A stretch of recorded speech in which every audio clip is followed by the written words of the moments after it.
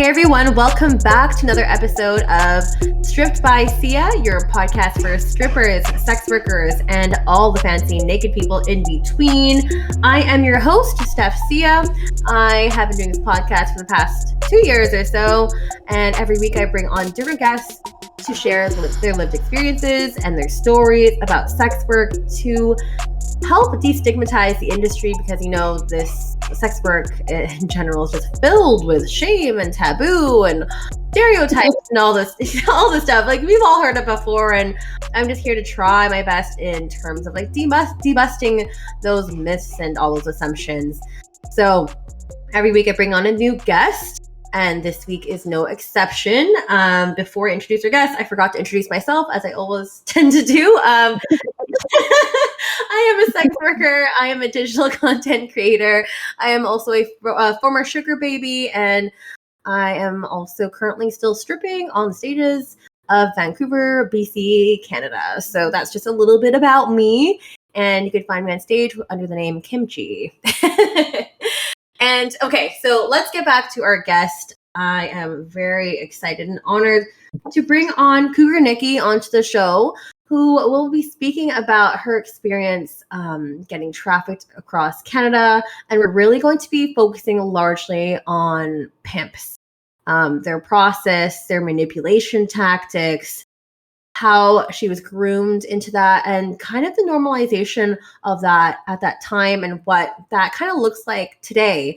So it's a really, really big topic, and I'm just going to say this here because we are speaking about this. There is going to be a very, very big trigger warning for this episode. As I mentioned, we are talking about potentially sexual abuse. We're talking about pimping. We're talking about human trafficking, violence, and drug use as well. So the whole 9 yards. So if this is a trigger for you, this is your opportunity to press stop, press skip, maybe go back to another episode. And they have a large catalog of episodes, so feel free to go back and maybe skip this one today. But if you are here listening and you want to learn more about pimping in Canada and how dangerous and manipulative and exploitive that is for our youth, then please listen on. So without further ado, Cougar Nikki, are you there? I am here. Hello. Thank you. Hello. Thanks for having me. Oh, it's so lovely to have you, and thank you so much for calling in today. I know we rescheduled from yesterday to today, but like still very, very grateful to have you on to share your story today.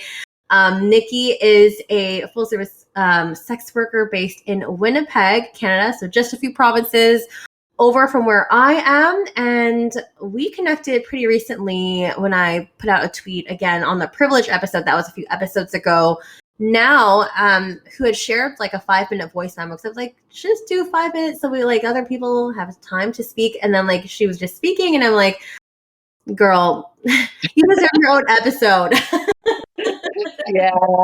Yeah. You know, like when I talk about my life and I talk about things, it is a very heavy subject, and sometimes it can be kind of hard on me, but I do it because people need to be aware of the dangers out there that are out there for their kids, and specifically, especially around Indigenous children. Yes. My daughter, I have an Indigenous daughter. So I try to educate her as much as I possibly can. My daughter, I'm very open with her. She knows exactly what I do for a living. And I'm very open about my past, about everything with her, because I believe that honesty, it's one of the 7 sacred teachings in the Indigenous culture. And I believe that honesty is very, very important with our children in order to keep them safe. When we sugarcoat everything in life, our kids don't live and don't learn. They won't learn. They won't learn from our mistakes if we don't let them know our mistakes. Yeah, because they'll get like a skewed view. Yeah, correct. Of what reality is. Yeah, and like it's just great to be like transparent as much as you can. And Nikki, I forgot to mention, I would love for you to speak a little bit about that at the very end of the episode. Oh, absolutely. We have time. Yeah, that's how we got connected, was with that. Yes, exactly. So I'd love to like loop it back from the beginning, but We'll make some time at the very end of the episode to speak about that in terms of like how to speak to your kids, how to approach the topic Yeah. as well, and just being transparent about your profession. So, but we had to start at the beginning. So, where would you like to start? Because your story is so big and there's a lot of components and chapters to it. So, I'm going to let you take the reins here. like I've spoken on other ones before, like my past, it all started when I was a child. Like I am your textbook exploited person. I grew up Mm, in a broken home. My father was extremely absent. He wasn't around. My mom was a single mom who worked her ass off to provide for us. We lived in poverty. I always dreamed about having nice things and having money and having a nice car. And, we always had those dreams as children, right? Um, right. I didn't know what real love was from a man. Like that was obvious at a very young age because I like when I look back at my younger age and I look at my actions when I was young, I always wanted Mhm. attention and I always wanted attention from boys. And like it was so apparent that I was so starving for like male attention. Yeah. Yeah. And that's because of the absence of your father during Correct. Yeah. childhood? Correct. And Right. like I've come to terms with all this in my life. Like I speak to my father now. Like we've gone through all of those motions and all of the resentment, and I've told him all of my resentments in life. So like I started drinking and doing drugs at a very young age, like very young. Um, Probably What's young for the 11. audience? Oh, wow. Yeah. Wow, yeah, that's Yeah, I very, started very smoking marijuana at 11 or 12, somewhere around there. I think it was the summer graduating into grade 6. So I would have been oh my around god. 11. Yeah, And definitely around 11. so I started smoking marijuana and like I'd already been sexually abused a couple of times in my life already. Like Oh um gosh. there is a very strong connection between childhood sexual abuse and addictions. Mhm. So, Absolutely. as a child, I was sexually abused. The first time that I can recall is probably around 2 or 3 years old. I don't remember exactly what happened, but I remember the uncomfortable feelings. And Mm. I would have nightmares as a child. And then the next time I remember, I was 6, and I remember that one like it was yesterday. I'll never forget that. And Oh my god. it was fellatio. I performed fellatio at 6 years old to an adult male. Oh my Um, god. yeah, I think he was in between 16 and 18, so I'm not sure if he was quite adult yet, but he was already making decisions as an adult. You know what I mean? So, um, Really. so with that, and I hid that abuse for a really long time from my mother until my mom sent me to. I was abused again when I was 12 by my best friend's father, and Holy. at that point, I was labeled a bunch of things in school because they didn't believe that it happened to me. It was the party house. He used to allow us to go there and drink and do drugs at 12 years old, all of us. That's your friend's father? Yeah, yeah. And is that how you were introduced to marijuana and drugs? To the party scene. Well, no, my sisters, my older sister introduced me to marijuana, but I don't Oh, hold that against her. But my older sister introduced me, but then I became part of a group of us Mhm. where we all smoked weed and we drank, and we would drink and smoke weed at this person's house. Okay. And I woke up Okay. one morning and his hands were down my pants and he was God. doing stuff to my youngness. And the following week, I went to school and I told the social workers at school. And from that point on, I was labeled a slut and I asked for it. And because, the party house got shut down, right? So fucked up. Yeah, yeah. So I was bullied. I was bullied hard in school. So bullying is played a big factor in my story as well. Like I was bullied Right. hard to the point where I quit school. Yeah. And then Yeah. my mom being the single mom and, at her wit's end with frustration was, Mhm. my mom sent me to when I was abused at 12, when that all came Mhm. out into light, my mom sent me to a drug treatment center in Yorkton, Saskatchewan. Oh, I was there for 3 months. I was a ringette star at the time, so I had to like put my ringette career on hold, all of it. It was very sad. Um, that is but I went and I stayed sober. I actually stayed sober for almost 2 years um, wow. after being in that program. Um, but Yeah. but the problems with that was when you would go to Alcoholics Anonymous as a 13-year-old child, they would look at you and say, "Oh, I spilt more than you drank." They didn't take you seriously back then. They didn't look at alcoholism as a 13-year-old could be an alcoholic. Like it was very taboo. It was very new to see these young newcomers at AA groups. Yeah, that's just like pretty like, oh, Yeah, this isn't a real thing. Like not an you were alcoholic. completely This is a hobby, you know. So about so I stayed sober for 2 years, and shortly after I stumbled off of the AA train, it. I lost my virginity to a man who was in AA. Okay. I was 15. I didn't lose my virginity till I was 15. Okay. And I very shortly, within 6 months of falling off that train, I was on the streets of Winnipeg. Oh my Yeah, gosh. 6 months. And tell us about like that's so freaking fast. It was extremely quick. Well, like I said, I got kicked out. Like I quit school because of bullying. Yep. Yep. So when I quit school, my mom gave me the option of getting a job or leaving the house. Those were my Right. options. So I went and I was babysitting. I was babysitting for this woman, and Okay. she had a at-risk youth or sexually exploited youth. We'll call it what it was, but back then it was rebellious. But she had a Right. sexually exploiting youth living in her basement. So I was babysitting her son Jordan, and the girl came home, and she came home and she was all dressed up, and she had a bunch of money, Yeah. and I was like, "Oh." And I was like, "Oh, where did you get all that money?" And she was like, Yeah. "Oh, well, I just go down and I see people, men for money." And I'm like, "Oh, okay."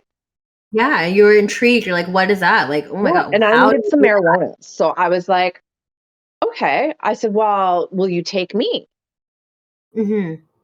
And coming Mm-hmm. from a broken home, coming from somewhere where you didn't have self-esteem, not knowing what real love or anything was in life, it Yeah. was I felt welcomed almost, you know what I mean? Like Right. when I went out there and you're getting all this attention from men, you're getting all this attention from people. I really honestly went out there just to see one person, to get my marijuana and never look back. And get out. Yeah. That was all that I was going there for, because it was quick. Okay, I can do this. I could do this. Like I can do this. Did you ever like like have an idea of the work of what it would entail? Did she tell you, or did you kind of like have an idea Well, I knew already of what's what was expected of me. Like she was very clear. We took a yeah. bus Oh my God. from where we were down to track. Oh my gosh.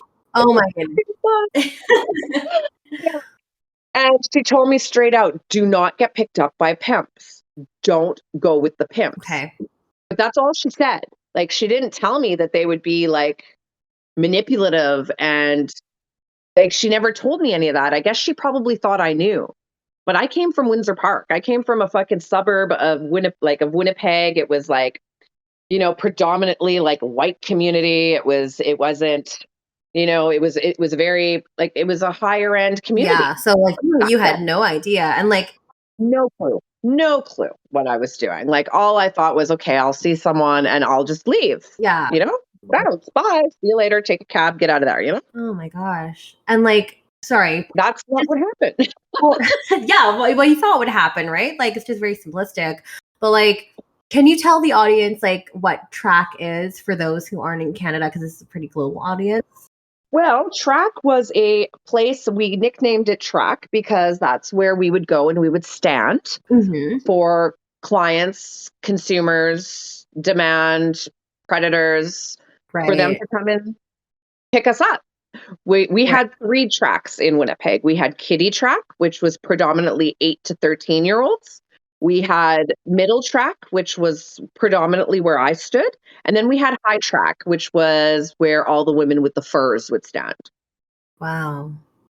And the women with the furs would come down to middle track and work middle track too. Like the pimps would send them all over. Like Really? you Yeah, and pimps would come from all over Canada to Winnipeg. They would come from all over the United States to Oh, Winnipeg. Like back then it was like a circuit. Like I explained it, it was a circuit. You worked the circuit. If you came up from the States, you would do the Winnipeg, Regina, Calgary, right. Toronto, like you would do all of the major cities. And along the way, you would pick up girls. You would pick up Oh, girls to add to your fleet of women. And then you would traffic them back into the United States. Back then, it wasn't as hard to get past borders and stuff like that, right? yeah. Yeah. This is like back in the 90s? Yeah, this was the early 90s. Right. Holy Yeah. shit. So it was very easy. And because we were looked at as runaways and rebellious youth, we weren't trafficking victims. We weren't exploited. It wasn't what it is now. Like, it Right. wasn't at all. Like now, you hear of somebody being exploited at 15 and there's a red alert. There's Yeah. people looking for this child. There's social media now. There was none of that then. None Right. of it. So my first night out, I remember my first client like it was clockwork, and I'm gonna fast forward. I'm gonna fast forward to about 6 months ago. Sure. I A client came and saw me at my apartment, and he was like, he's like, "You've been doing this a really long time, hey?" And I'm like, "Yeah." I said, "I was trafficked when I was a child." And he's like, "Oh," he's like, "How old were you?" And I looked at him, and I'm like, "I was like 15, 16, very young." Yeah. And he's like, "I saw you when you were out there." And What? I looked at him and I went, "What?" He's No. like, I said, "Oh my God." I said, "You were the first man I saw out there." And he's Holy like, I said, "I knew you looked familiar because I don't forget people's faces." And no. I said, "I knew you looked familiar." I said, "You were in a camper." He's like, "Yes, I was." Holy crap. So he was in his 40s when he saw me and he knew I was a child. Like he knew. I'll never see him again because I just feel that that's really predatory and predatory and it kind of rubbed me the wrong way. But anyway, yeah, so he was my first client Holy and fuck. I came out of that call and I had pimps waiting for me to get out of that car. Wow. And as soon as I got out of the car, they told me to get into their car and I said, "No." And they said, "Get in the fucking car." So as a 15-year-old, I was by myself. My girlfriend wasn't there. The girl that brought me out there, she had broke, and broke means a client has picked you up, Right. Okay. or she had broke, so she was gone. And so I was by myself. I didn't know anybody on the track. All of the girls that were on the track were also pimped, so they were looking at me like they wanted me too. Yeah. Fresh meat. They're looking at you like, Fresh mm, meat. And I was beautiful. Like I was 15. I was a full C36 bra size. I was 118 pounds. I was beautiful. And by the time they were done with me, I was 82 pounds. oh my God. My bones were sticking out of my body. Yeah. I am I so, ate a bowl of cream of mushroom soup a day for a year. oh my God. That's all I got to eat. This is so hard to hear. I'm so Yeah. sorry. This is So, like breaking my heart. so my first pimp he was indigenous. Hmm. Yeah, I remember everything.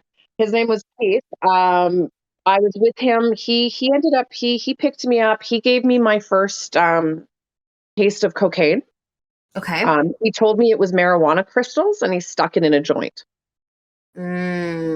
but it was cocaine, and I didn't know. And he sodomized me that night Oh, because they fuck you, right? yeah. They have sex with you. Yeah. Like that's part of their manipulation, right? Yeah. They love you. "Oh, you're the best. You're the best. You're going to be my main. You're going to be da da da da da." They tell you everything you need to hear. They Yeah. tell you if you leave, they'll blow up your house with your family in it. They know Right. where you live. They threaten you. They intimidate you. They play mind games with you. They will lock you in rooms. I was locked in rooms for days, like where I didn't see daylight. Yeah, because that isolation, like, can They really, isolate you. yeah. I went to the X one day with one of the ladies, and with What's the the X again? Winnipeg Red River X. It's a carnival. I was Oh, okay, 15. yeah. She was like, "Do you want to go to the X?" And I'm like, "Sure." And we took a cab down to the X. I was missing for 4 hours. I came back. My pimp was waiting for me on track, and he beat me with a hip bag full of quarters and dimes and Oh nickels. my god. Yeah, because I left for 4 hours and went to the X with another woman who was pimped by a different man. That was the issue. Awful. That is so Hmm. Yeah. awful. So had me for about 2 weeks before he sold me to his friend. That's Yeah. insane. Like, first of all, I'm just like, oh my gosh, like, you're saying all these manipulation tactics and threats and everything that they're doing, and like that to me, like that was all in 2 weeks. Yeah, yeah, this was within the first day. Within the first day, I was brainwashed and manipulated. I was told that if I didn't do what they wanted, Mhm. that I would be hurt, my family would be hurt, my mom would be killed. Right. Like they really, really put it on hard. And as a 15-year-old little girl, you don't know any different. You literally think that they're going to hurt your family. Like there was a few times in there where people tried to save me. Mhm. And because of the Stockholm syndrome, you go back. Like it sometimes it takes a while to escape these people. Mhm. Um um so I was with and then I got sold to in Kelowna. I will never go to Kelowna. Oh fuck. Oh my god. I was supposed to go to Kelowna for a booking. Like, I guess at the time of this. Well, if his name's stay away from. I wonder if he listens to these podcasts. It just, Never it know. makes me wonder what they think now, like of themselves. Yeah. Like, how do you think of yourself? Do you think that you're like a big man because you pimped children when you were a kid? Because I wasn't the only one. Yeah. Like, how do you live with yourself after this? Yeah, It's like we so had important. wifeys. Like my first pimp, there was four of us, and we all lived in the same hotel room. And that's the fucked up thing is that hotel owners, this was Yeah. in they saw it all. Like they saw every single I wasn't the only we weren't the only pimped family in that hotel. All of us lived there. All of us underage girls lived because we were called underage prostitutes. All of us underage sexually exploited youth all lived at this hotel. It was called the Continental and we all lived there. And nobody batted an eye. Like nobody cared. Crazy Like to me. Like, I was dragged through those hotel rooms by my hair, kicking and screaming, and nobody cared. no, they just like turn a blind eye. Like, there's so much Nobody staff called the working police. there. No police came knocking at the door. Like, Jesus. Oh my gosh. Like, and then when I did turn, eventually I did try and charge my first exploiter, like tried yeah. to charge him, Mhm. and it was like nothing. Like they honestly They didn't nobody do anything. cared. They made me jump through all the fire hoops. They made me, oh well, what happened? Where did it happen? What was the date? This and that. And it's like, oh my God, I'm 15. Like, well, I Yeah. was 16 at the time, but But still, yeah. like, it's so the system here in Canada is so backwards. Oh, it's disgusting. So It's backwards. really Like, disgusting. how can these people get So away with this kind of stuff, you know? yeah, so when I chose the other man, so when he sold me, well, Oh, wait, 'cause I chose him. how did this work? So he sold you to I actually chose him. okay, So if you it like so I call it the game, like it's a game. I call it a game. okay. It's the pimping game. Okay, so when you're a pimped woman or a pimped girl and you're part of a pimp little family, there are rules. Like you are not to like back then there was rules. You couldn't look at other pimps, you couldn't talk to other pimps, you couldn't hang out with other pimps. It was very obviously I wasn't allowed to hang out with other pimped women because I got the shit kicked out of me. um you just weren't allowed. Like so when he brought around, Mhm. he could tell that me and liked each other. Well, just wanted my money, but you could Mhm. tell that there was a strong connection there. So he allowed me to choose, but he sold me to for I don't remember how much the price was, but God. had to pay for me. He had Wow. to buy me from, but I chose. Right. So say for it. So there was another time I chose a black pimp. Mhm. His name was, I Okay. chose him. Um, he got me. Right. He got me, but then my pimp bought me back Oh, from, wow. which was it was very lucky for me because I would have been brought to different places and probably trafficked all over the world. And I'm really glad that I didn't go because he was actually a very he had a lot of women all over Canada. Oh my god. Like, so like he wasn't just like I would call my pimps popcorn pimps because like they were pimps, but they didn't have a broad spectrum of women. Right. Whereas a lot of these They're more pimps from Yeah. the United States pimps are insane. Like Yeah. they had women from all over the US. They had women all over Canada. They had women everywhere. Holy sh So, and those women are the ones who turn into the exploiters as well. They're the ones who recruit other women. Yeah, I'd love to get into that as well. Mhm. Like I what had to do it is too. I was a recruiter as well. how does that work? Like, how do you find new girls? Well, when a new girl comes out on track, you Mhm. go up to them and you befriend them and you pretend like they're your best friend. You pretend like, "Oh, you know what? You should just come and work for us. You should come and stay with me. Come stay with me. Come hang Yeah. out with me for a bit. Here, come here. Let's smoke some weed. Here, come on. Let's go shopping. You want to go shopping? Yeah, let's go shopping. Wow. Bring them shopping. Show them this lavish lifestyle, and then be like, yeah, it's time to work. So it's very similar. Like it sounds very similar to what the pimps Yeah, were emanating as correct. well. That's exactly It's what the same kind of happens. You become the pimper because you're damaged. You have been raked through the coals, you've been abused, sometimes you've been humiliated, shamed, locked in rooms, starved, so you're brainwashed into thinking that this is correct behavior. right. Right. And like So, okay, well, if I get more girls, then I'll have more freedom. right. Right? I have more girls working. If I'm the main Mhm. bitch, if I'm the main, and I was main most of the Yep. time, if I'm main, then all the other ones have to work harder. I see. So it's almost like a pyramid scheme too, sort of. So Correct. you're like kind of working, Yeah. you're recruiting The more people. you get, you get pushed up to the hierarchy of the fucking pimps, and the more you get left alone. The more you get spoiled. The more you get, you know what I mean? Yeah, you move up the So, ranks. That's how yeah. it works. Yeah. Okay. Yeah. And it's a sad reality. And like I'm extremely ashamed of my behavior and the women that I may have hurt in the Yeah. process of being hurt. Mhm. But But you you know, almost have to do that to survive though, because I you yeah, mentioned it was living alone. survival. Yes. Yeah, it was survival. I'm not proud of it. I'm not proud of it at all. It's probably why I don't touch on it very often. I don't like to talk about it, but it's needed, Yeah. right? Like I can't just be this victim when I know that I was a villain as well. Like there was parts of my story where I'm not proud of, obviously. Like, Thank you you for know, sharing that. Like it's not easy to talk yeah, about that and no one ever talks about this ever. So I no, feel no, like we need to bring this to light just to show all the exploitation absolutely. that's happening.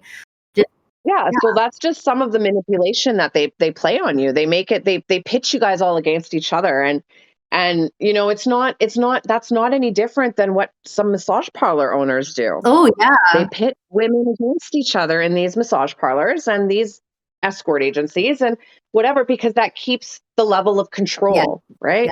You have control. Yes, and that's really important. That's like really a big aspect Mhm. of what I'm hearing for the pimping process. Yeah, Control and it's that yeah, power over you. yeah. And like when I say that the hotel that I lived at, there was at least 10 pimp families Oh my god! In this one hotel, and in this one hotel. It's no longer there. It's now the casino on McPhillips, but okay, I was gonna like ask, it's is this one still hotel. around? Like, oh my goodness. Um, Yeah. well, there is one hotel that's still around. It's called the Mount Royal, and that's right in the middle of Middle Track. It's right at the corner of Higgins and Austin. And so, what women do is they would work inside the hotel, and guys would come into that hotel, and then they have rooms upstairs. Oh. But, like, it's been many years since I've worked there, like, and I've never actually worked inside the Mount Royal. I only would rent a room and I'd work on track. Like, this is after my pimped days, and this is when I would still work on track every now and Yeah. again when I was independent. Mhm. But that hotel's still around. I'm not sure about the girls inside, but, there is still some hotels. There's a lot of history in Winnipeg regarding sex work, so Totally. it's, yeah, lots of history Lots of because of the rivers, right? exactly. Mhm. The fur trade. Yeah, yeah. Lots of Canadian history, lots of colonization there as well. So Yes. Yeah. all of that. I Yeah. wanted to kind of go into some more detail, and we'll also continue your story too, because like you still have so much to say. But like I want to kind of put the attention on like the pimps themselves. Like who are Okay. these people? Because you mentioned like Um, back then, Mhm. a lot of them were predominantly African American Mhm. and bikers, gang Gang members. members for sure. There was also European descent. Mhm. Like there was a man, Bulgarian. Like there was a Bulgarian man who was a pretty heavy pimp presence in Winnipeg. Okay. And his mother was also involved. Oh, his mother. Yeah, his mother was also involved in the pimping. What? Yes. Oh my Yes. Jesus Yes. Christ. So, it's sometimes a family affair, not gonna lie. A lot of times it was a lot of black men in Winnipeg. Yeah. I wonder why that is. And I've heard some Like, I'll give you an example. There was one, his name was okay. He he had like fucking 15 girls. oh my God. He got deported back to Jamaica, Holy shit. but before that, like he had fucking Corvettes. He made all of his money off women, and so did a lot of like I even to this day I don't like to associate with too many gang affiliations. Yeah. Like, the bikers, for instance. A lot of my pimping Mhm. came from The bikers, biker gangs. Yeah. the biker gangs, predominantly in Winnipeg because the weren't here yet. Okay. Um, the never pimped me, but the did. So it was a lot of Yeah. biker gangs, which is really weird. Biker gangs and black guys. Super random. Yeah, like so the white element was a lot of the gang members, Mhm. was a lot, like it was, and I hate saying that the pimps were predominantly African American because I just feel like I don't like to bring race into it, No, but but that's what it it was was huge. during your experience of your It was huge. It was huge. Like I used to have black pimps come onto my street corner, time. Mhm. and they would they would tell me how beautiful I am, and they would be like, "Oh, mammy, you're beautiful, you're gorgeous. Da, da, da, da, da. Oh, look at you. We could make so much money. I could buy you things, buy you a house, buy you a car, buy you this, make you main." Da, da, da, da, da. And then when you because you can't look at them, right? Because they're live. So and your pimp's nowhere to be found because he's busy, trying to pick up more women. So you're sitting there looking down, pacing back and forth, looking down, and then when they realize that they can't get your attention, then they start to insult you. You fucking ugly bitch. You're nothing but a fat, ugly whore. Shit like that to try and get your Yeah. attention, to try and get you to react. Because once you react, they pretty much have permission to grab you and throw you in their car if you look at them. Oh my God. That's so Yeah, scary. and I've seen it happen. I saw it happen. I've seen women choose a man just for looking at him. There was this one time I was talking about a pimp. Mhm. I was just talking about him. I was just saying, yeah, he's kind of good looking. I told one girl on track. Uh-oh. Within 2 days, his bitch was down on Are track you in kidding? my face, being like, so I hear you want to choose my man. And then her man's driving around, just waiting for me to be like, yeah, so that I can jump in her fucking car. Jump in his car and become his. And he's still around to this day, but he's not a pimp anymore. Now he owns like a gym, and he's like a um he teaches Muay Thai.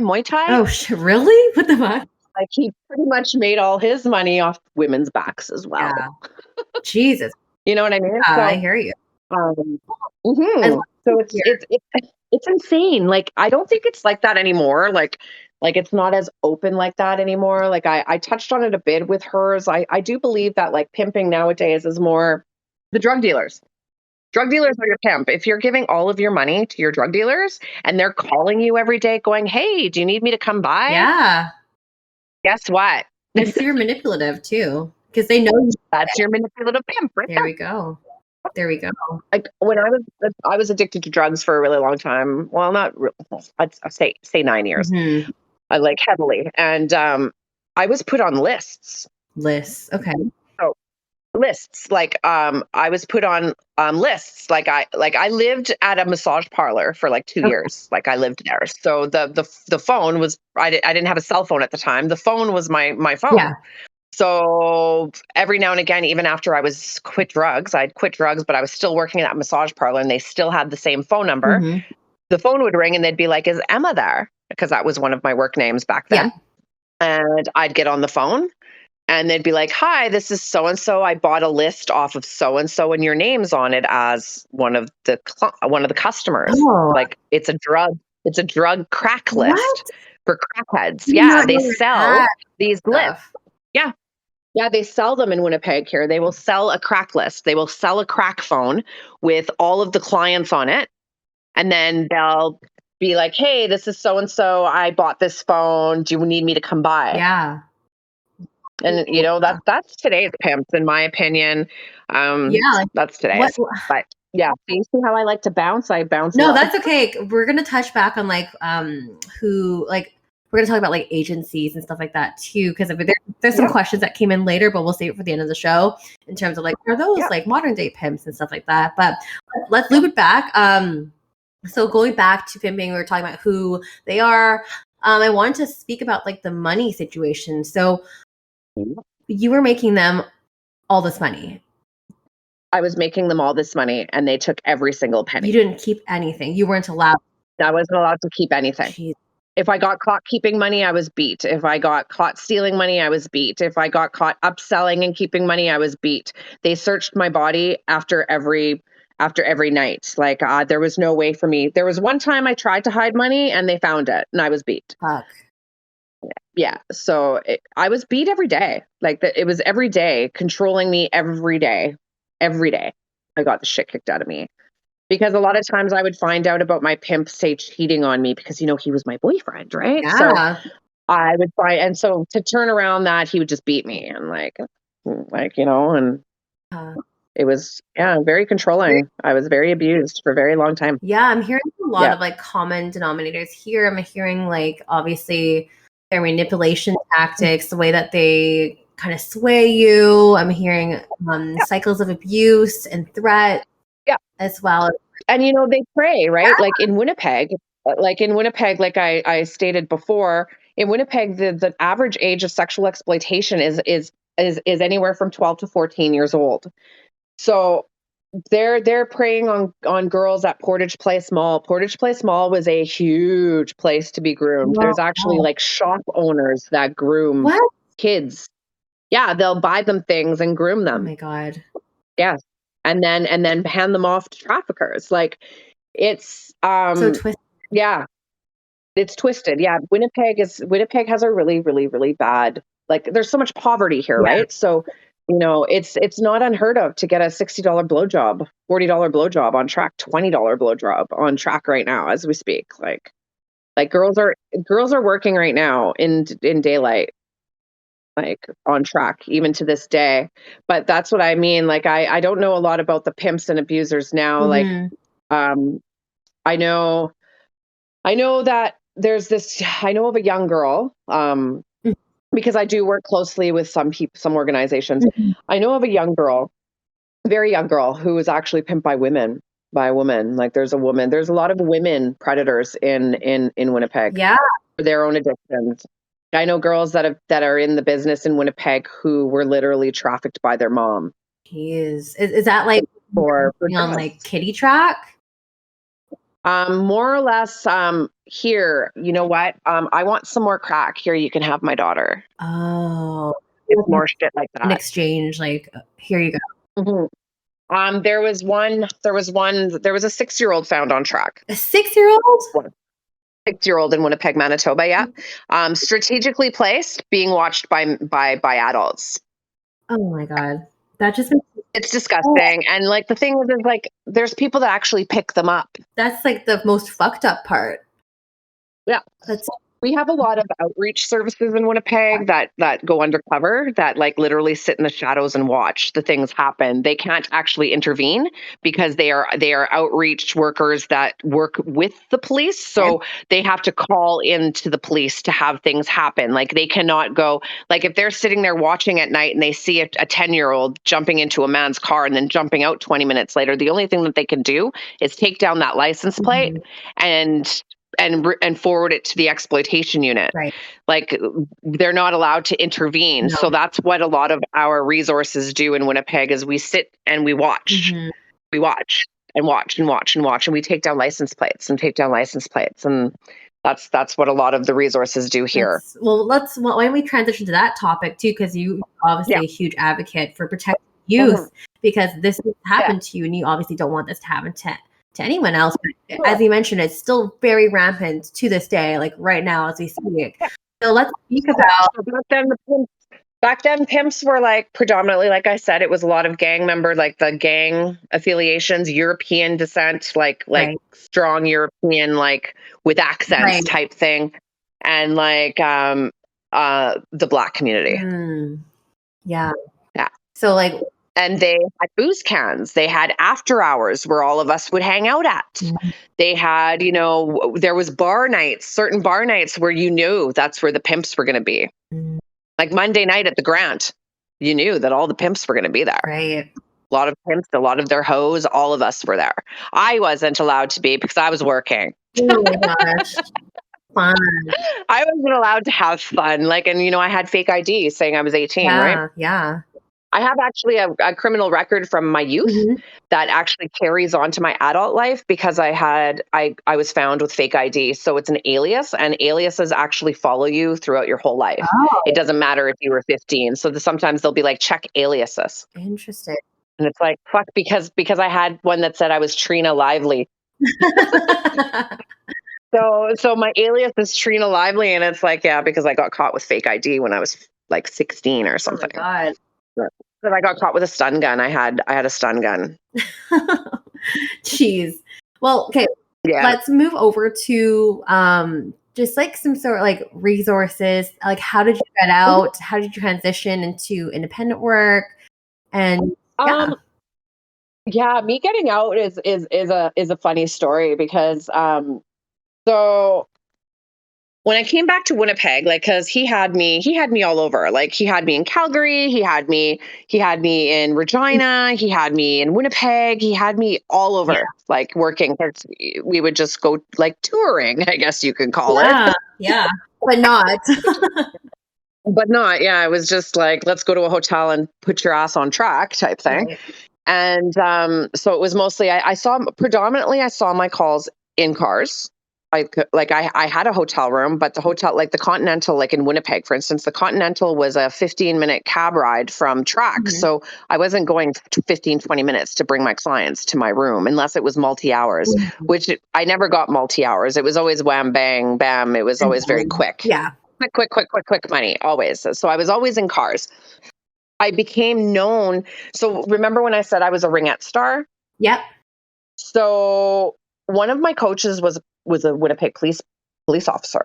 Oh, okay. Who happened to be on the Vice unit, and Vice unit was the unit that handled all the runaway teens. Okay. Yeah. So we would see the Vice cars driving around track, and we knew what they looked like, right? So this one day, I'm like sitting there on track in my big fucking stiletto boots, because I had stiletto boots back then too. I look from the corner of my eye, and there's my fucking ringette coach from 2 years ago. And like, I went to school with his daughter. Oh my God. So he fucking whips his car around. I ran in my stiletto boots. Oh my God. And there was a cab driver that used to drive around track and give us rides and shit. And he was sitting at the corner. I'm like, oh my God. And I dove in that man's window and he drove off. But it wasn't long before Vice caught up to me Right. and they would bring me, because at this time my mom had put me into a foster home because I was deemed a child in need of protection and my mother couldn't protect me. So Mm, they told my mom to put me in foster care because it would be safer for me, right? okay. Well, Yeah. the foster parent I had, I was put in an independent living home, which means we lived in the basement. We cooked for ourselves. We got like a allowance for our food and da da da. We had to learn how to budget and shit. I Right. was Okay. AWOL for 3 weeks. She didn't even report me missing. Jesus Christ. Yeah, because she was pregnant and she wanted to keep collecting the check. And Mm. back then, if you were AWOL with Winnipeg CFS, they didn't pay you. See, I Oh. know all this stuff now because later on in life, I became a specialized foster parent for the province of Manitoba. So this is Oh. how I found out the ins. This is how I pieced it all together. Like as a child, I was like, oh, so that's why she didn't report me missing. Now it's all Yeah. making sense, right? Sense. Yeah. So yeah, so she got into lots of trouble because she didn't report me missing. And I'd been Mhm. missing because they asked me, well, when was the last time you were home? I'm like, I don't know, 3 weeks. And then Mm. they went back to her and Really? went, well, why didn't you report her missing? Yep. And so what happened was Vice from that point forward, as soon as I would even step foot on Winnipeg track, I was picked up and brought back to my foster home, which was like 45 minutes south of downtown Winnipeg. Okay. So it became really hard for my pimp to keep me on track. Mhm. So that's when he started like bringing me to different places. But then when I came back to Winnipeg, I got picked up, I got thrown into a lockup. And it Oh. was like it was called Seven Oaks, and they Okay. locked me up because I was a runaway, but Okay. I was sexually exploited. They allowed my pimp to visit me because he said he was my friend. Oh, fun. Um, yeah, it was. See, that's what I mean. Like there was so many cracks in the system then. Like I So could have many been saved people. so many times. Like this one time, this guy from AA, I was being dragged by my hair through the hotels and I got thrown into a stripper's room because it was a stripper hotel. Okay. Because there was a strip club attached to it, Centerfolds was attached to it. And I got thrown into the Oh, stripper's room. The stripper was like, she was going to take me on tour with her. yeah. But Mhm. I ended up calling this guy from AA that I know. He Mhm. brought, like thinking that he was going to save me and help me. Yeah. He brought me to a man who owned an escort agency. Oh my god. Yeah. So I ended up just going back to my pimp that time Jesus. because it was like, well, one exploiter to the end to the next, right? Yeah, no kidding, hey? Jesus Yeah. Christ. So I ended up going back to him at that time. But then when I exited, it was pretty. I joined this program called TERF. Training Employment Resources for Females. It was Okay. extremely helpful. I actually went through the program twice. I went through it once as a youth, and I went through it once as an adult. Okay. So the youth turf, there's a school right there. Like they school you, they get you a few little credits, because you're not like as an exploited youth, you're not ready to be put into school with normal kids because you're not Right. normal. You need to You're try you've just that. you're oversexed. You've just been abused. You've just been sexually abused by multiple people Yeah. every day. So they have like a specialized program for youth, Mhm. and it's like they work on boundaries, they work on schooling, they work on like healthy relationships. Oh, They try to teach you, and it's a program, and you graduate and whatever. So I went there, great. and that is they allowed this is so fucked up. They allowed me to live with my pimp on independent living. So, he wasn't done with me. He Yeah. wasn't done. He was not fucking done. So at that point, um, he got me selling cocaine. I Interesting for was me. Okay. at this point, I was 17, I think, almost 17 years old. I was hanging out at the Marion Hotel. Okay. I was hanging out with my cousin at the time. I wasn't ready to leave my boyfriend. He Yeah. was supplying me with cocaine to bring to the bar to sell. Yeah. I developed a really bad cocaine addiction, obviously, Yeah. but I'd already dabbled with the cocaine a little bit, right? And I was so thin. I was like so thin. Mhm. I was selling cocaine. I was hanging out with these people. Um, one of the last times that I was with him, Mm-hmm. he beat me. He went into the bathtub. I I fucked off. I left. I left the house with no shoes on. I You left see. the house. It was the middle of winter. I Oh fucked my off on him, God. and I went to this house. I knocked on the door. They gave me cab fare. I went to my cousin's house, who I was hanging out with, and she hung out with a group of independent bikers, not gang members. They were just like independent bikers. Yeah. And so they protected me. They saved me from my pimp, like, Oh, because all I had to do was tell them I wanted help. Because I yes. never told them that I wanted help. They knew I was abused. They knew I was getting hurt, but they wanted me to Mm-hmm. come to them for help. It I, wasn't them being taking me and stealing me and doing whatever. They yeah. needed me to be ready for the help. Yeah. So the minute I was ready for help, I saw my pimp once more. He Okay. came to the Marion to try and do his manipulation scare tactics. Yeah. I was outside. He was beating me outside in the parking lot. My deceased friend just died actually I'm 6 months sorry. ago. Yeah, 6 months ago he came out. I never saw my pimp again.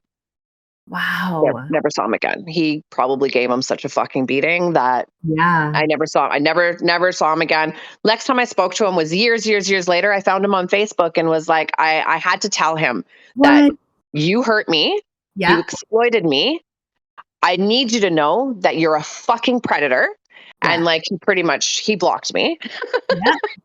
Of course he did. But he needed to hear that. He needed to hear that Yeah. I was not like he was not going down in history as some fucking big pimp daddy. He was going down in history as a predator, and I'll scream his name from the rooftops. Like I I am so don't care. proud of you for doing that. That's Yeah, so that's how. So I went to turf. My cousin helped me. My cousin's also deceased. Like a lot of the people that did save me yeah. are no longer with us. They're like they died. Like Wow. and because this was years ago, we're going 30 years ago, right? Yeah. It's a long time ago.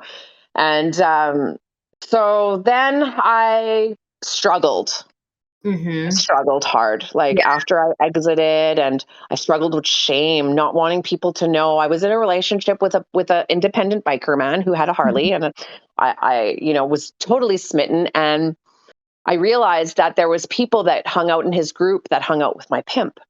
So Oh. I was scared that they were going to tell him that I was Yeah. hooker, And that I was find a little hooker, right?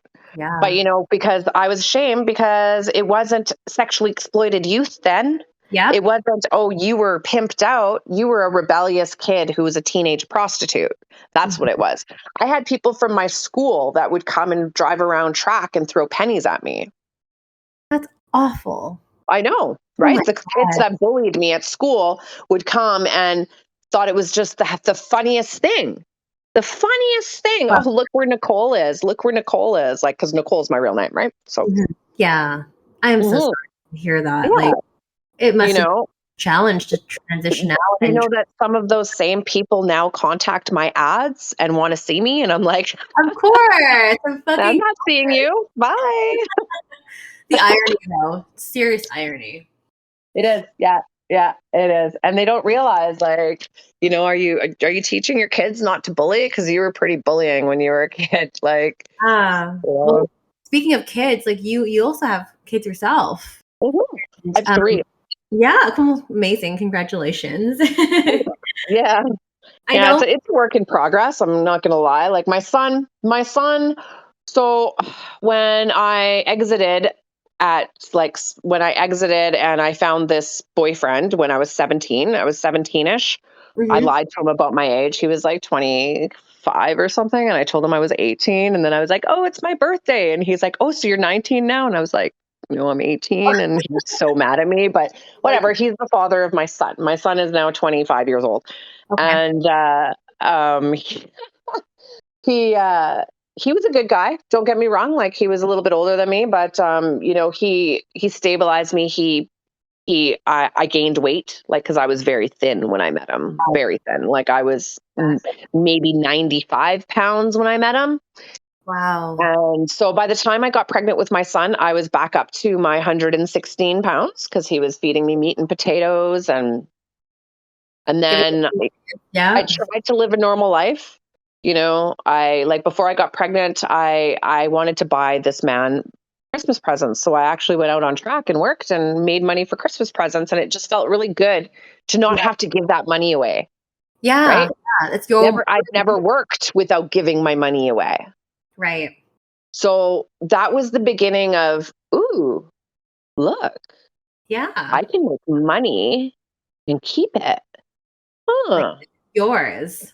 But whatever. So then I went on with my life, but then I started to struggle. I started to struggle with the fact that I was bored in my relationship. I needed more.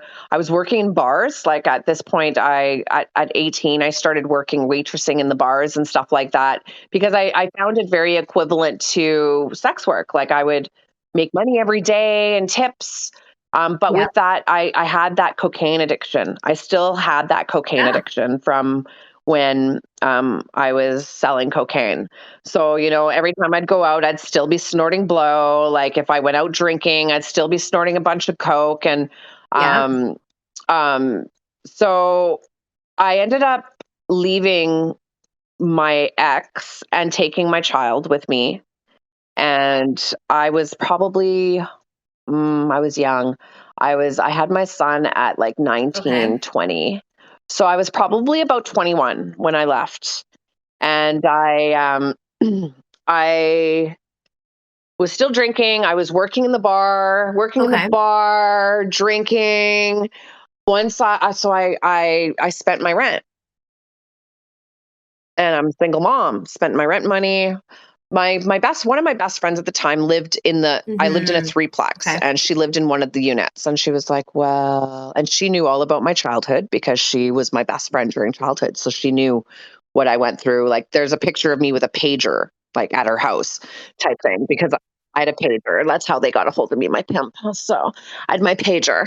So Oh my god, okay. she was like, well, look, Mm. I go to this place, you just kind of sit in hot tubs and you give people massages and you make money. I'm like, what?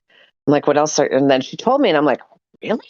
I didn't even know these places existed. Even when I was on track, I didn't even know these places existed because I was underage. I wasn't allowed to work in those places, right? So, but I didn't know. I had no idea, like zero fucking clue, and no idea about any of these places. Right. Right. And like I knew a little bit about escort agencies, but I didn't know about massage parlors. So the next day, Mhm. she got me a job Mhm. at the massage parlor, and prostitution boot Mhm. camp is what I call it. The owner actually passed away like a couple months ago.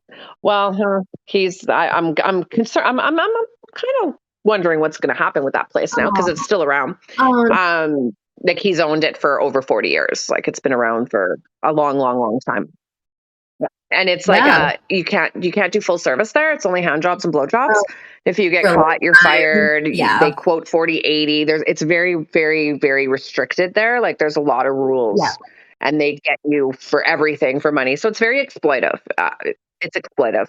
So Mhm. I went and I worked there for Yeah. about a year. And there I met some Okay. people, and then I was partying really hard. I developed a crack problem there. Mhm. And I gave custody of my son to his dad because his Okay. dad had a 9 to 5 job. I was working in the massage parlor. I was working in bars. That was my justification in my brain was Oh my I god. was working too much. I was paying everyone else to watch my son. So why don't I just give him to Yeah. his father who has a stable life, who works 9 to 5? Da, da, da, da, da. That was my justification. It was only supposed to be for 6 months. Um, Right. I was living with a drug dealer, and my son was there, and I was living with a drug dealer, and I gave custody of Okay. my son. Like, or no, I wasn't living with him yet. I was living in a house. I was going to be living. I got evicted from that house for non-payment of rent. I was moving in with Okay. the drug dealer, so that's when I gave custody of my son to his father before moving in with the drug dealer. Regular? Because luckily I did, because 6 months later, that drug dealer was raided. And Okay. if my son was there, I would have lost my child. So, Yeah. yeah. So, like people like to be like, "Oh, well, you were a drug addict. You You would have never saw definitely your lost son." I said, out. Oh my "Yeah, god. but at least I gave my son a better life, and I did it willingly." His father didn't have to come and rip his kid out of my arms. It was willingly. I did it willingly because I Yeah. knew my life was going down a shitty road. So, yeah, from that Yeah. point forward, I That makes a was huge when I difference. gave up my Huge son, that was difference. it for me. I was addicted to crack for the next 6 years of my life. Every day. Every day. Spent millions of dollars on crack cocaine. Yeah, millions. I woke up broke every Oh my day. god. I lived in massage parlors. I was homeless. I had nowhere Oh, to live. jeez. Like, I like I didn't actually sleep on the street because I used my body to stay in places. I see. Um, I lived that life for about 8 years because after the crack, I found crystal meth, and I was on meth for about a year and a half. Um, Oh my gosh. yeah, that was bad. So when I got back on meth, I decided it was a good idea that I would work in the massage parlor till 11 p.m. and then I would Okay. go work track till 4 a.m. Holy crap. Yeah, I was just I don't know. A I lot was insane.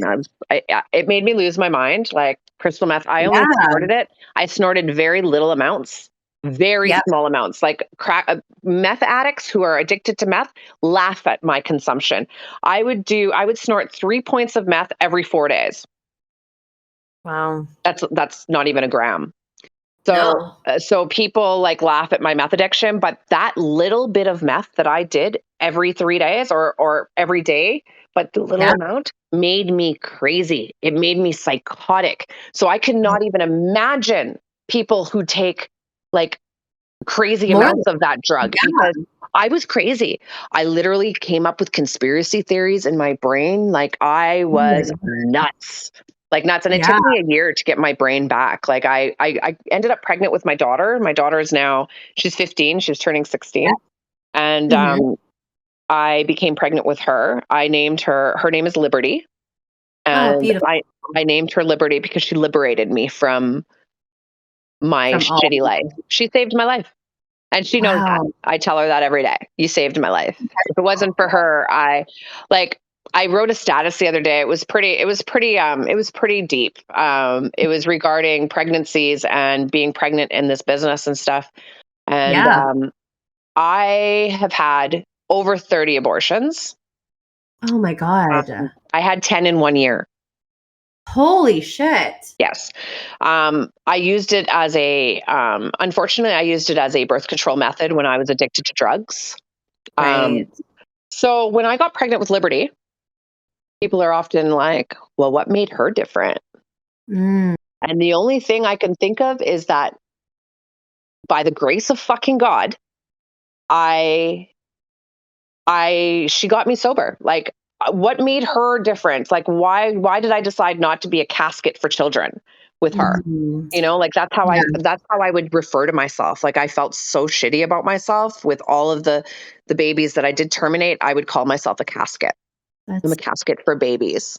That's what I am. I'm just a oh, fucking casket.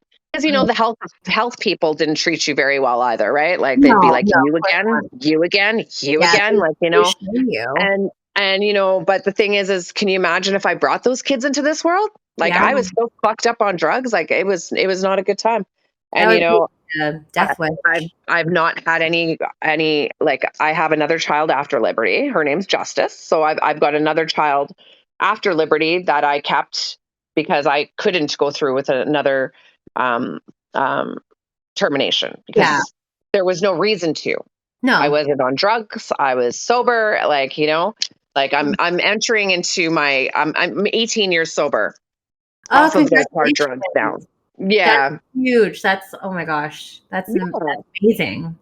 Yeah. Like, Yeah. don't get me wrong. I still drink here and there. And, sometimes I still fly off the handle with other things, but I know my responsibilities today and I will never pick up crack or crystal meth ever again in my life. That's amazing. This is such a crazy story. Like, thank you Oh, I so know. much for Oh, I sharing it. know. Like there's so much in between. Like, my story is, there's so many chapters to it, right? Like there's, Mhm. My story is in chapters. Like there's like my drug chapter, like that whole story alone is insane. The amount of abuse and stuff that I went through with that part. Like, Yeah. I was in really crappy relationships, like, not having normal relationships as a child and not developing that, those boundaries as a child made me go into relationships as an adult that were very, very hurtful and very, very Mhm. toxic. Yeah. I was in a relationship for 15 years with a man who, looked at me and I said, I don't want to do this anymore. And he said, well, I'm not getting a job, so you have to. So, Oh my that's what you God. would call a Romeo pimp, right? Like, Jeez. you can't tell him that though. You tell him that, I have brought it up to him because we still speak. I have brought it up to him that, like you didn't want to work. Yeah. And he apologizes now because now he works, he owns his own home, he does whatever, but Yeah. like back then it was like we were so addicted to drugs, like he Mhm. was also addicted to crack with me. So we went through crack addiction together, we got sober together, but there Mhm. was other things that happened in our relationship. I was never able to have a normal relationship. And Yeah. even to this day, I still cannot have normal relationships. It's a Male, struggle. female. It's very difficult for me to have normal relationships because I'm very gravitated to toxic people. Mm. And so Pattern. I have to watch myself because I get hurt easily by people that, hurt me.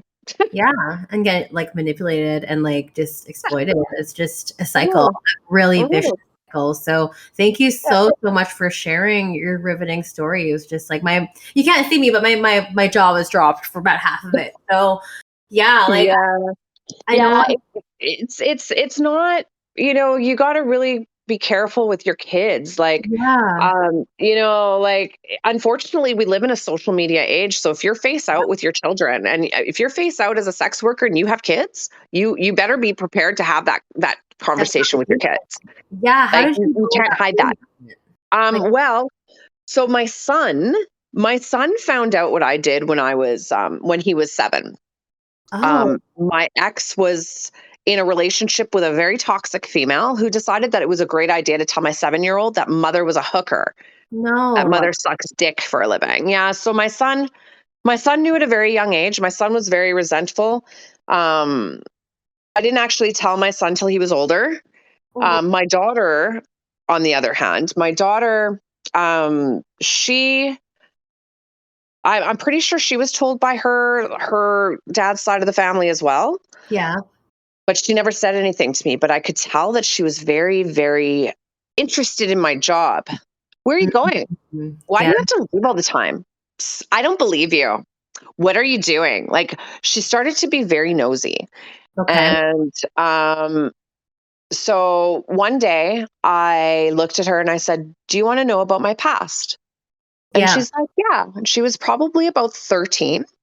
okay. And I told her that when I was younger, I was in a bad relationship where the man made me do bad things. Yep. And it's called sexual exploitation. And she's like, I'm learning about that in school. Mm. And so I told her a little bit about what happened and about mental health. And she's like, Mom, do you have mental health? And I said, yes, I have mental health. Mhm. And then she asked me, Mom, do you still do that for a living? And I looked at her and I couldn't lie. And Yeah. I said, yeah, yes, I do. And I told her I was an adult entertainer. I didn't tell her what I did specifically. Yep. I just told her that I was an adult entertainer and that's all she needed to know. Right. So that really opened up a lot, right? That Yeah. relieved her of me lying to her. Yeah. And that also relieved her because I told her I was working with kids all over Canada. Oh Like, my you god. know, I didn't know what else to say. And so, and so now my 12-year-old, I've opened up the conversation with her as well because my 15-year-old, for instance, I'll give you an example. One of her friends, we moved to a small town, and one of her friends looked at her and said, "I saw your mom in a video." And she's like, "No, you didn't. It's not my mom." She's like, "I'm pretty sure it is your mom." And she's like, "Nope, it's not my mom, but it was me." Okay. Right? Yeah. See what I mean? So it's very, if you have kids and you're right face out on there on the internet, it's only a matter of time before those Yeah. kids find out because their Exactly. friends will find you. Yeah.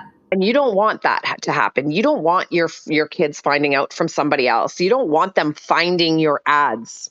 Yeah. Like, that's something you do not want. You don't want them finding your Twitter account with 40,000 followers. Yeah. Like, if you've got 40,000 followers and you're face out, if you've got 10,000 followers, if you've got 5,000 followers and you're face out and you have teenage children, they are going to find out. Find out. So you And gotta if they have find that out in conversation. any other way than you, then it's a toxic way to find out. Totally. And that in turn can hurt them, and they can internalize that shit and start rebelling. Start rebelling against the fact that you didn't tell them. Yeah. Yeah. Kids are very tricky. Very Very tricky. And tricky. you want Yes. to prevent that from happening. So like I know like I had another episode with a dancer actually who's a mom, and a lot of people had questions like, oh, like how do you have this conversation? But like a lot of the people that I have had in the show, like they've had really young children. So it's really nice to get your perspective with, teenage and adult children, Yeah. how to navigate. Yeah. Well, I have daughters. I have 2 daughters and a son. So, Yeah. like, I try to like keep my relationship with my daughters very open. I try to make the communication very open. I try to Mhm. tell them, I'd rather you tell me than me find out from other people. If Absolutely. you want to experiment with drugs, tell me. Don't be just going and doing it. Let me know. Am I going to tell you not to do it? I'll probably try to, but at the end of the day, all of your decisions in life are your decisions to make. Like, Right. I'm not a helicopter mom. I'm very into children need to make their own mistakes. I will be here to support. I will be here to pick up those pieces if things go wrong. I will never allow my children to be exploited. I will hunt them down and I will find them if Right. anything like that were to ever happen. And I've made that very clear to my kids that, there's certain lines I will cross. And those lines are if you're involved with gangs, if you're in a gang house and somebody's holding you in a gang house, I will be that mother that comes into that house. I am Yeah. not a friend. If Yeah. I'm meant to be killed by a gang member, getting my child out of that house, that is how I was meant to die.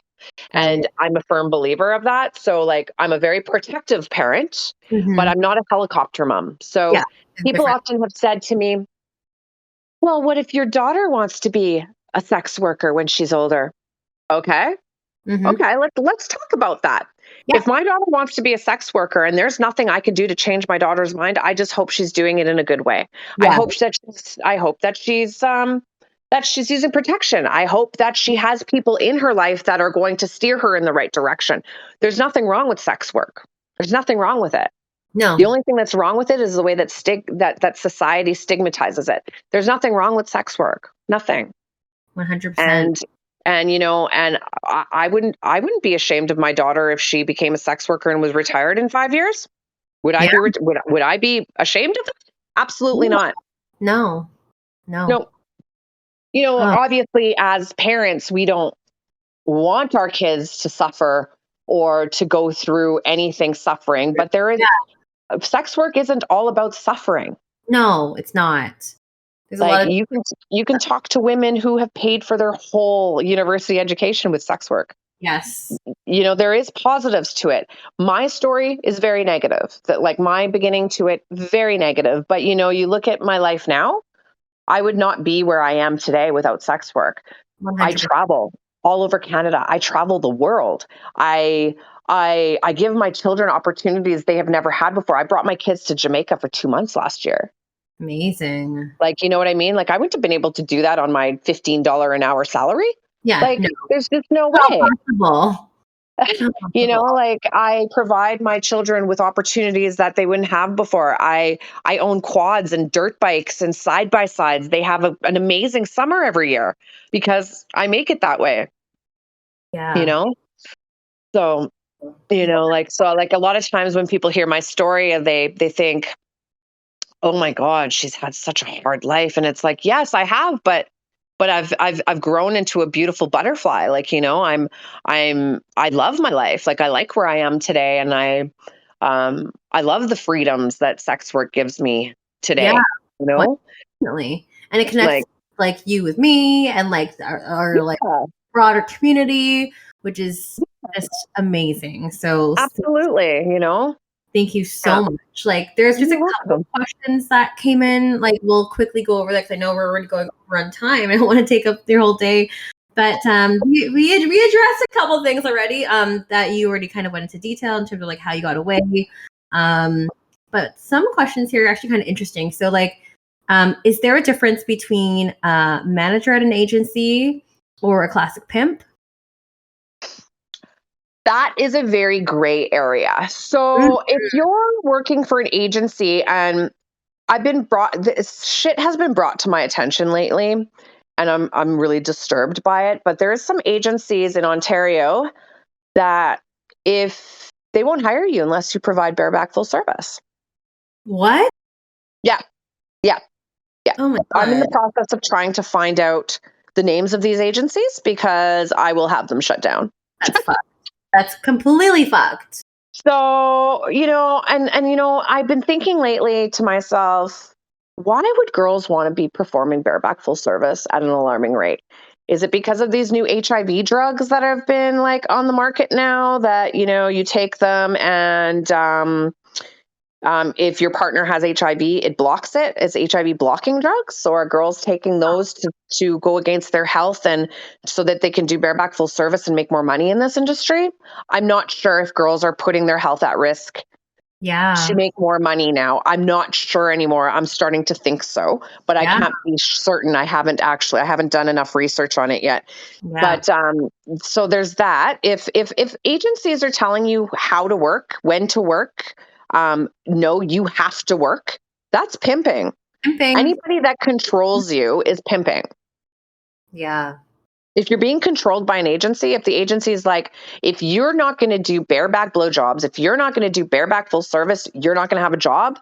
That's pimping. That's manipulation. That's intimidation. Yeah. Right.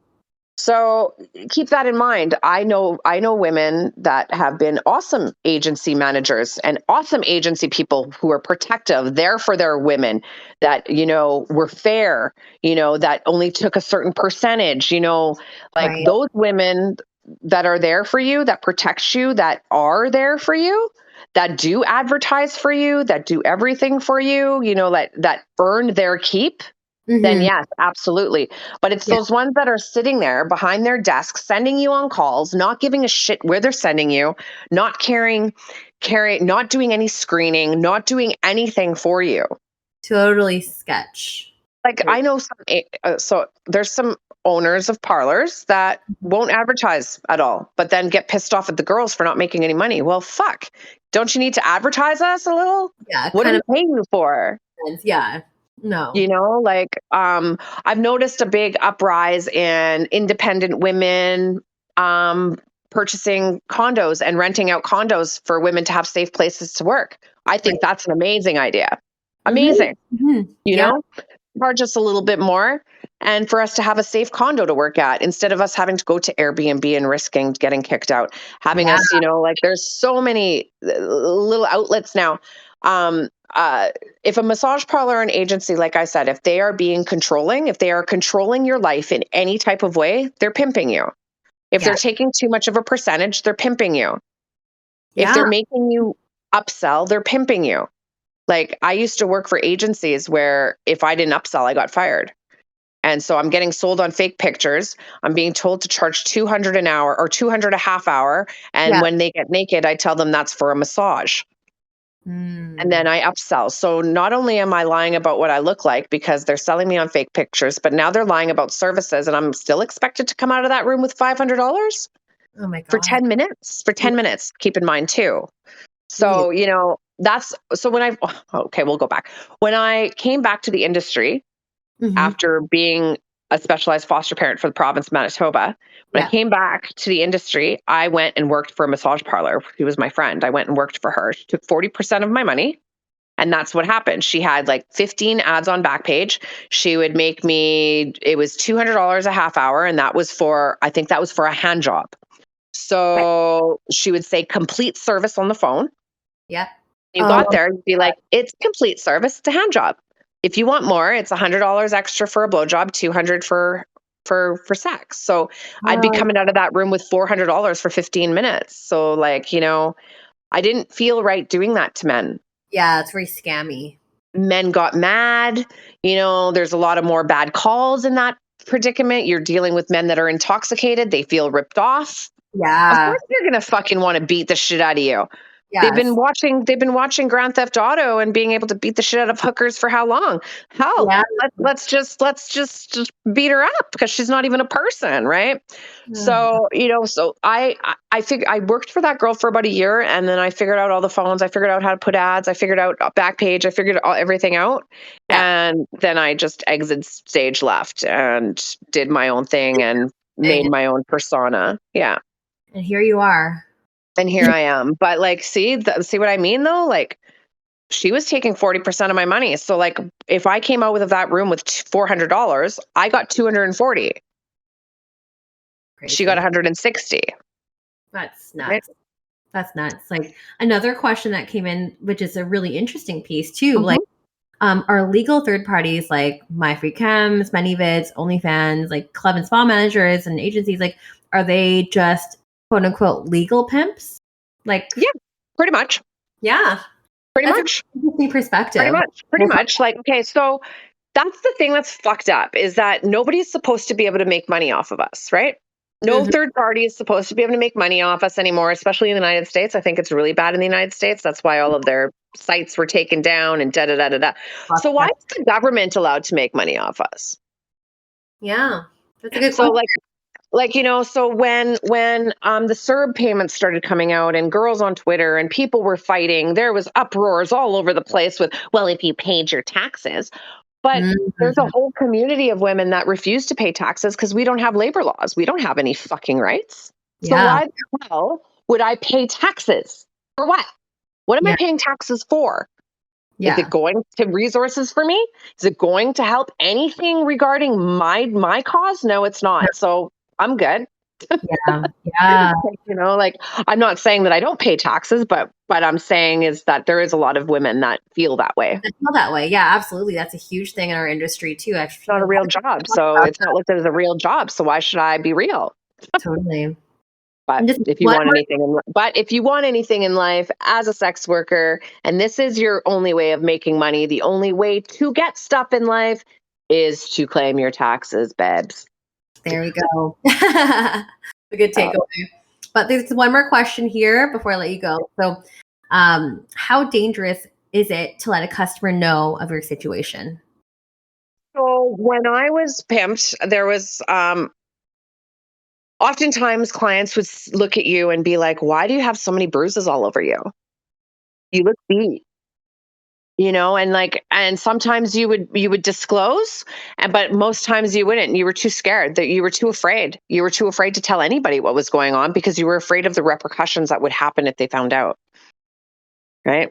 Like when they find out that you're talking, you get beat worse, right? So there was this one man that I Right. told, and like he probably would have saved me, but I didn't allow him to. Like I said, a lot of people wanted me to come to them and be like, save me, please save me. And then they would have done something. Yeah. But there was no one that was just going to come and steal me and take me and save me. That's not what happened. That's not my No. fairy tale ending. It wasn't like that. It was, I had to ask for the help, and then I got helped. Yeah. Then I got helped. hmm But I'm sure there is some stories where women, like, I don't know, did you hear about that Backpage story with the that's one of the reasons why Backpage got taken down, No. where that woman, the woman was looking for her child Okay. who went missing, and she went to Backpage and found her fucking child on Backpage, her 14-year-old, and she called the ad and answered the ad and saved her daughter. Holy fuck. Yeah, you should look it up. Yeah. No, I'll have to read into that. No, I Yeah. had no idea. Yeah. 14-year-old daughter, she found her daughter on Backpage That's so and saved her. scary. hmm Christ. Yeah, I know. I'm gonna have to do some more research on that. Thank you for letting me know about that. Oh my god. Yeah. But so like a lot of times you don't want to tell anybody because you're ashamed. You don't think anybody's going to help you. Mhm. You're manipulated and brainwashed into staying. Like like sometimes you think it's all good, like everything's good. Like this is just my life. I'm just going to go out and work. Like I would be out on track sometimes at noon till 4 a.m. Holy moly. Yeah, Wow. it was gross. It was awful. And you got to remember, this was back in the day. I was doing it was like 20, 40, 60. Jesus Christ. 20 for a hand job, 40 for a blow job, 60 for lay. Back in the day. Yeah. I was used to being high volume at a young age. Oh my God. Nikki, this is such a crazy story. Like, I know, it's horrifying. I know. People look at me today and they're like, there's just no way. Like I'm just amazed. you have such a head on your shoulders. Like, yeah. Took me a while to get here though. Yeah, no kidding. It's really brave, and like just I'm amazed at your story, and like I'm so glad you were able to share it with my listeners. Yeah, like dream catchers, like dream catchers is a big thing. Like if you're a Winnipeg sex worker and you're wanting to exit and you want a support group, there's dream catchers. It's through Clinic with a K. Okay. There's PERF, training employment resources for females through New Directions.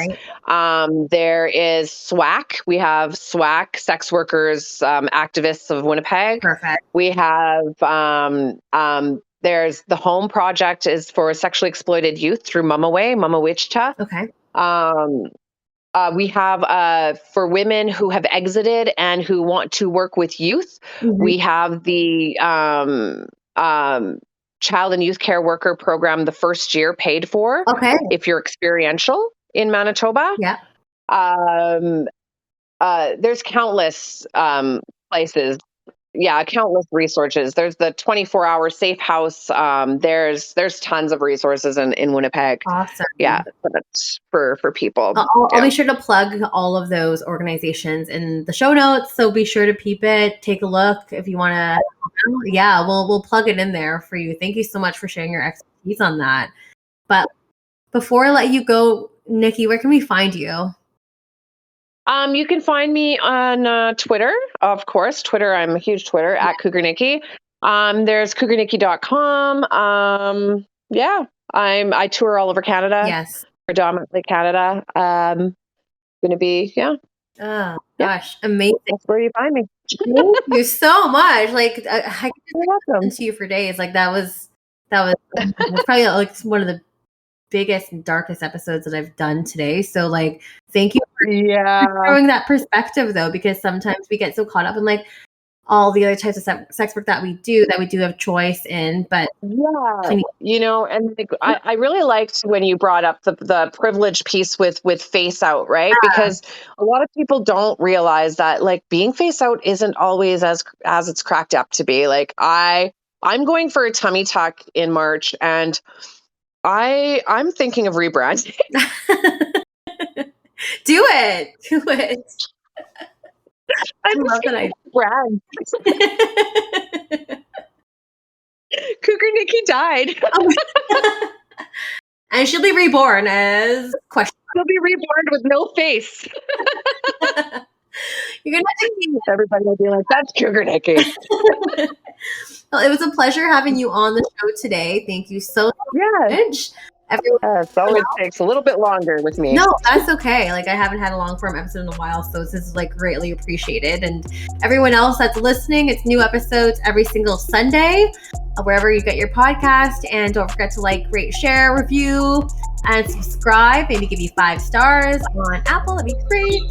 And we'll catch everyone in for another episode next week. Thanks again, Nikki. You're welcome. You enjoy your day. Thanks. Bye. Bye.